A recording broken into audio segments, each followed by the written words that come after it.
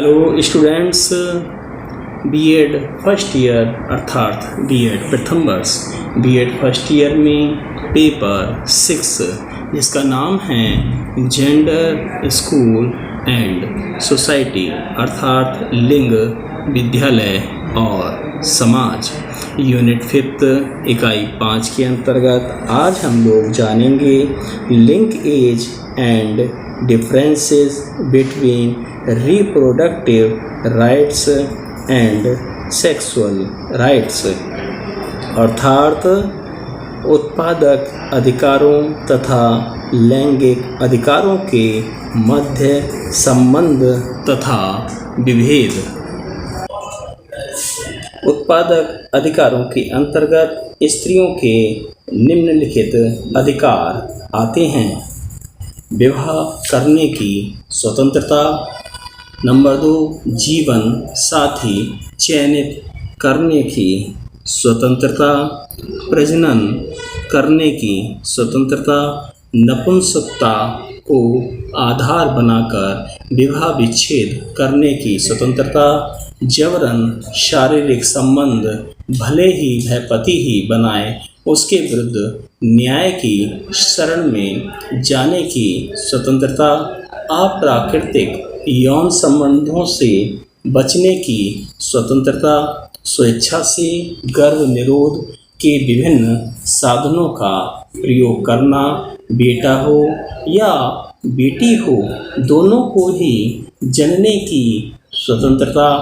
इन उत्पादक अधिकारों की प्राप्ति प्रत्येक उस स्त्री को हो जाती है जो वयस्क है। लैंगिक अधिकारों में स्त्रियों को पुरुषों के समान ही अधिकार प्राप्त हैं। भारतीय संविधान 1950 में लागू किया गया और संविधान की उद्देशिका में स्त्रियों को समान अधिकार प्रदान करने की अवधारणा वर्णित की गई। हम भारत के लोग भारत को एक संपूर्ण प्रभुत्व संपन्न समाजवादी धर्मनिरपेक्ष लोकतांत्रिक गणराज्य बनाने के लिए समस्त नागरिकों को सामाजिक, आर्थिक और राजनीतिक न्याय, विचार, अभिव्यक्ति, विश्वास, धर्म और उपास की स्वतंत्रता, प्रतिष्ठा और अवसर की समता प्राप्त कराने के लिए तथा उन सब में व्यक्ति की गरिमा और राष्ट्र की एकता और अखंडता सुनिश्चित करने वाली बंधुता बढ़ाने के लिए दृढ़ संकल्प होकर अपनी इस संविधान सभा में आज तारीख 26/11/1949 ईस्वी को एतद द्वारा इस संविधान को अंगीकृत, अधिनियमित तथा आत्मार्पित करते हैं। इस प्रकार संविधान की उद्देशिका के द्वारा लैंगिक अधिकारों की समानता पर बल दिया गया है। संविधान की उद्देशिका में ध्यान देने योग्य बात ये है कि न्याय, स्वतंत्रता तथा समता है। न्याय से तात्पर्य यहाँ पर सामाजिक न्याय, आर्थिक न्याय, राजनीतिक न्याय और धार्मिक न्याय के अंतर्गत आता है। सबसे पहले हम लोग जानेंगे सामाजिक न्याय। तो सामाजिक न्याय के अंतर्गत सामाजिक न्याय सामाजिक ढांचे के विभिन्न समूह और वर्गों या व्यक्तियों के प्रतिद्वंद्वात्मक दावों या हितों में विधि द्वारा सामंजस्य उत्पन्न करके सामाजिक असंतुलन को दूर करने का व्यापक रूप है, जिसके द्वारा ही लोक कल्याणकारी राज्य बनाना संभव होगा। इस न्याय के अंतर्गत स्त्री पुरुष सभी को तथा समाज के ढांचे में विभिन्न समूह तथा व्यक्तियों के मध्य सामंजस्य और सामाजिक असंतुलन आता है। इस न्याय के द्वारा सामाजिक कुरीतियों जिनके कारण स्त्रियों की सामाजिक स्थिति निरंतर निम्नतर रही है, उसको उन्नत करके लैंगिक भेदभावों को कम करने का प्रावधान किया गया है। दूसरा बिंदु आता है हमारा आर्थिक न्याय। अब आर्थिक न्याय को हम लोग जानेंगे। आर्थिक न्याय का आदर्श प्रतिष्ठा की समानता लाना तथा सामाजिक, आर्थिक तथा राजनैतिक प्रतिष्ठा तथा अवसर की असमानता को दूर करके जीवन को सार्थक और सर्वोत्तम जीने योग्य बनाता है। आर्थिक न्याय के अंतर्गत स्त्री पुरुष सभी को तथा समाज के ढांचे को विभिन्न समूहों, वर्गों तथा व्यक्तियों के मध्य सामंजस्य तथा संतुलन की स्थापना आती है।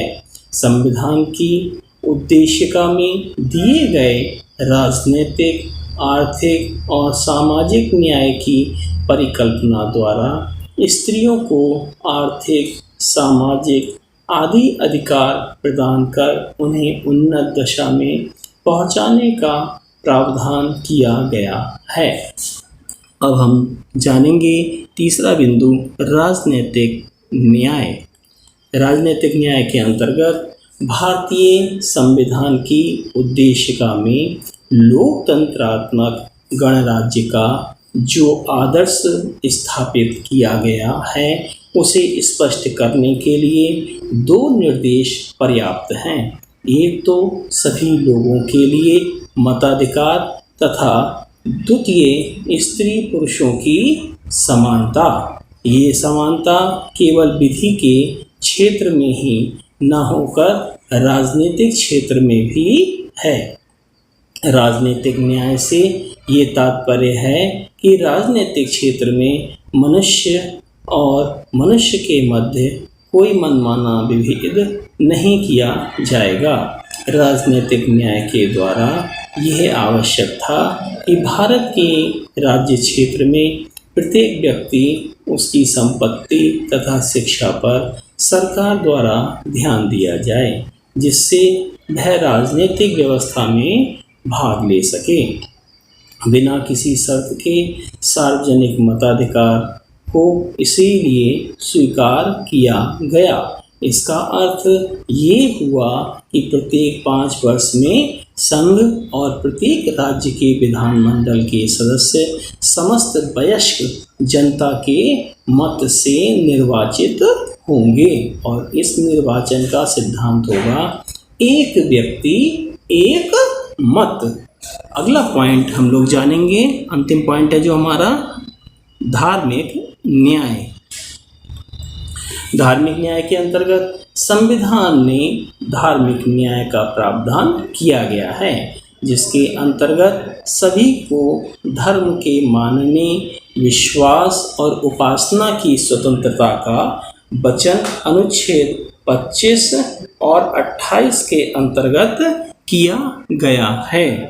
ये अधिकार प्रत्येक व्यक्ति को धर्म को मानने, आचरण करने तथा प्रचार करने का अधिकार देते हैं तथा राज्य की ओर से इसके साथ ही राज्य की विभिन्न संस्थाओं की ओर से सभी धर्मों के प्रति पूर्ण निष्पक्षता सुनिश्चित करते हैं। स्त्रियों और पुरुषों को समान रूप से अधिकार प्राप्त हैं। कौन कौन से हैं उसके बारे में हम जानेंगे। नंबर 1, संविधान के अनुच्छेद 15 के द्वारा ऐसा विभेद जो धर्म, मूल वंश, जाति, लिंग या जन्म स्थान के आधार पर 15 ब्रैकेट में 2 के द्वारा अस्पृश्यता का अंत है। अनुच्छेद 16 के अंतर्गत राज्य के अधीन नियोजन से संबंधित विषयों हेतु अवसर की समानता प्रदान की गई है। अनुच्छेद 14 के अंतर्गत विधि के समक्ष समता या विधि के समक्ष संरक्षण को ऐसा अधिकार बनाया है जिस पर न्यायालय निर्णय ले सकता है। नंबर 4, पुरुष तथा स्त्री सभी नागरिकों को समान रूप से जीविका के पर्याप्त साधन प्राप्त करने का अधिकार है। अनुच्छेद 39 काम की न्यायसंगत तथा मानवोचित दशाएं प्राप्त करना।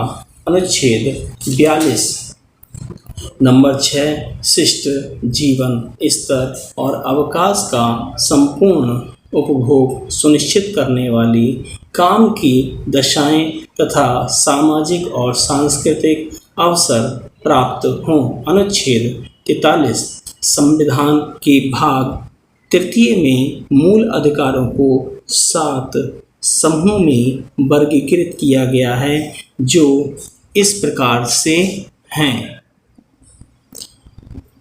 नंबर 1 समता का अधिकार, नंबर 2 विशिष्ट स्वातंत्र्य का अधिकार, नंबर 3 शोषण के विरुद्ध अधिकार, नंबर 4 धर्म की स्वतंत्रता का अधिकार, नंबर 5 संस्कृति और शिक्षा विषयी अधिकार और नंबर 6 संपत्ति का अधिकार और नंबर 7 संवैधानिक उपचारों का अधिकार। इन अधिकारों में से संपत्ति के अधिकार को 44वें संशोधन अधिनियम द्वारा हटा दिया गया।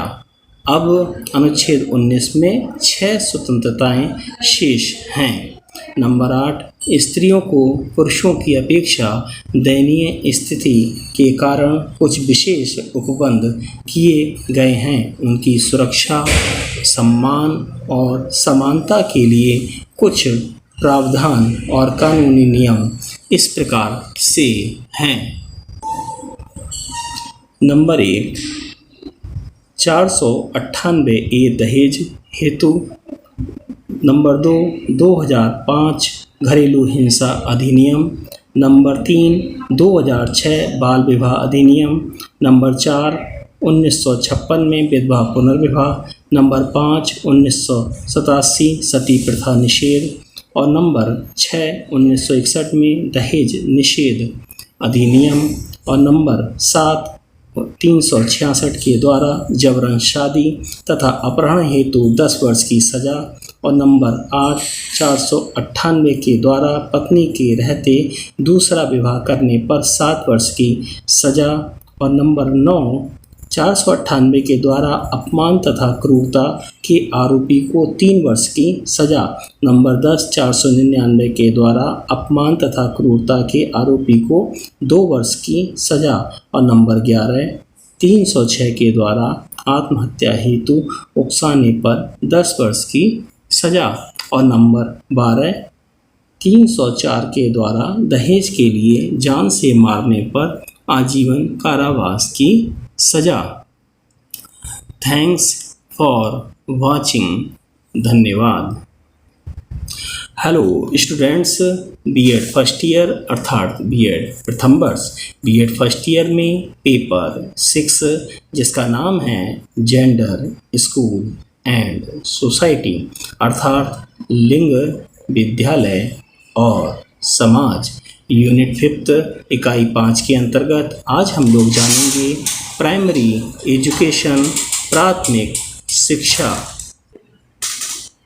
शिक्षा के बिना वर्तमान में सभ्य व्यक्ति के जीवन की कल्पना करना भी दुष्कर है। शिक्षा के साथ व्यक्ति को वातावरण से अनुकूलन, अपनी अंतर्निहित शक्तियों का सर्वांगीण विकास करने, जीवन की दक्षता के विकास और अंतर्राष्ट्रीय शांति तथा अवबोध की स्थापना, समानता तथा विश्व बंधुत्व की स्थापना होती है।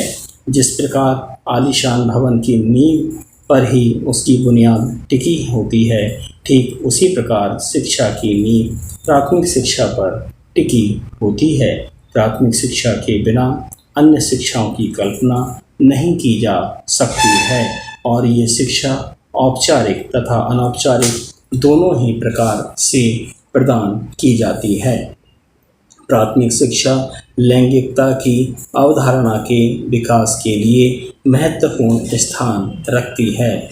इस उम्र में शिक्षा का महत्व और आवश्यकता इस दृष्टि से भी अधिक है। प्राथमिक शिक्षा के अर्थ के स्पष्टीकरण से पूर्व यह जानना अपेक्षित है कि ये शिक्षा औपचारिक तथा विद्यालय और अनौपचारिक अभिकरण, परिवार, समाज इत्यादि के द्वारा प्राप्त होती है। औपचारिक अर्थों में प्राथमिक शिक्षा का प्रारंभ पूर्व प्राथमिक शिक्षा के पश्चात होता है। प्राथमिक शब्द का अर्थ है प्रारंभिक अथवा मुख्य। इस प्रकार प्राथमिक शिक्षा का अर्थ है प्रारंभिक शिक्षा या मुख्य शिक्षा।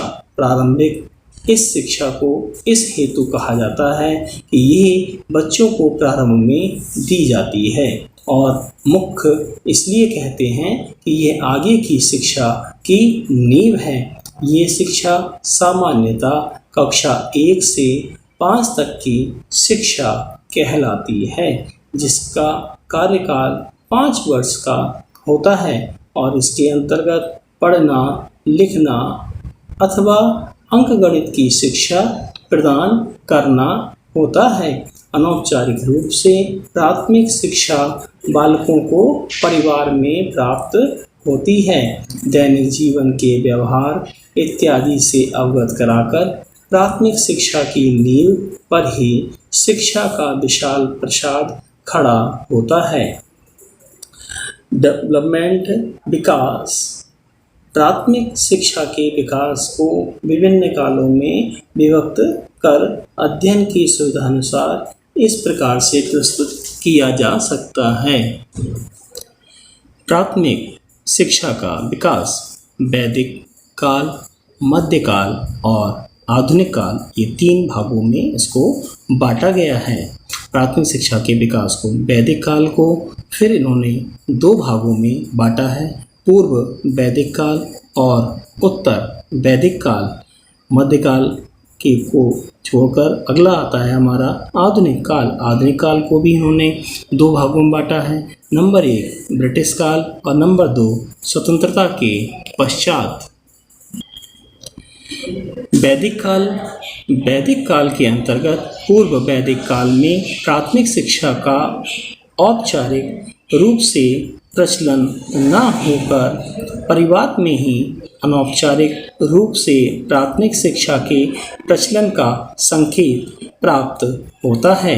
संयुक्त परिवारों का प्रचलन था, जिसमें बालकों को व्यवहार ज्ञान और पढ़ने, लिखने तथा अंकगणित की शिक्षा प्रदान की जाती थी। उत्तर वैदिक काल के अंतर्गत बौद्ध तथा जैन कालीन शिक्षाएं आती हैं, जहां मठों, विहारों में प्राथमिक शिक्षा प्रदान की जाती है। मध्यकाल, सल्तनत काल, मुस्लिम काल आदि के नाम से भी इस काल को जाना जाता था, और इस शिक्षा का प्रारंभ कुरान खानी नामक संस्कार, जो 4 वर्ष 4 माह तथा 4 दिन में संपन्न कराया जाता था, से होता था। ये शिक्षा मक्तबों में प्रदान की जाती थी और बालक बालिकाएं प्रायः ये शिक्षा साथ साथ ग्रहण करते थे। यह शिक्षा के अंतर्गत कहानियों, कविताओं, कुरान की आयतों का कंठस्थीकरण कराया जाता था। साथ ही व्यवहारिक ज्ञान भी प्रदान किया जाता था। अगला पॉइंट आता है आपका आधुनिक काल। भारत में जो प्राथमिक शिक्षा का स्वरूप हमें प्राप्त होता है वह ब्रिटिश काल की देन है। 1510 में ही पुर्तगाली व्यापारियों ने गोवा, कोचीन इत्यादि में प्राथमिक विद्यालयों की स्थापना की, परंतु ब्रिटिश ईसाइयों और अंग्रेजी सरकार ने इस क्षेत्र में सराहनीय तथा स्थायी प्रयास किया। 1857 में स्वतंत्रता के लिए प्रथम क्रांति हुई, जिसके कारण 1858 में सीधे भारत में ब्रिटेन की महारानी का शासन हो गया। 1857 में सरकार ने प्राथमिक शिक्षा प्रारंभ की तथा 1882 में भारतीय शिक्षा आयोग हंटर आयोग की नियुक्ति की गई, जिसके सुझावों के आधार पर प्राथमिक शिक्षा का भार स्थानीय निकायों को सौंप दिया गया, जिसके पश्चात प्राथमिक शिक्षा का विकास हुआ। Thanks for watching. धन्यवाद।